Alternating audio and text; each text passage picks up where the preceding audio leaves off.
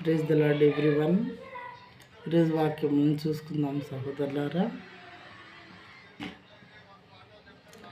Matthew chapter 9 verse 35. Matthew chapter 9 verse 35. And Jesus went throughout all the cities and villages, teaching in their synagogues and proclaiming the gospel of the kingdom and healing every disease and every affliction. యేసు వారి సమాజ మందిరములలో బోధించుచు రాజ్య స్వార్థ ప్రకటించుచు ప్రతి విధమైన రోగమును ప్రతి విధమైన వ్యాధిని స్వస్థపరచుచు సమస్త పట్టణముల యందును గ్రామముల యందును సంచారము చేసెను. యేసు ప్రభుల వారు ఈ లోకంలో ఉన్నప్పుడు ఏం చేసేవాళ్ళంటే సమాజ మందిరాల్లో బోధించవచ్చు.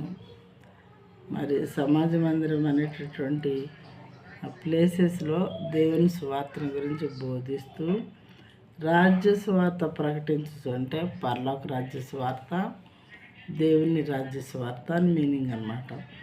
రాజ్య స్వార్థను ప్రకటించచ్చు. ప్రతి విధమైన రోగమును ప్రతి విధమైన వ్యాధిని స్వస్థపరచచ్చు. రకరకాల వ్యాధులు రకరకాల మరి రోగాల్ని స్వస్థపరచుకుంటూ సమస్త పట్టణంలో ఎందును గ్రామంలో ఎందును సంచారం చేశాను. సమస్త పట్టణాలు తిరిగారు దేవుడు.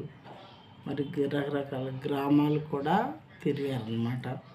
ఏం చేశారు గ్రామాల్లో తిరిగి పట్టణాల్లో తిరిగి అంటే రాజ్య స్వార్థ ప్రకటించారు. తండ్రి రాజ్య స్వార్థ, దేవుని రాజ్య స్వార్థను ప్రకటించి రోగాలని తర్వాత వ్యాధుల్ని స్వస్థపరిచినటువంటి దేవుడిగా ఉన్నారు.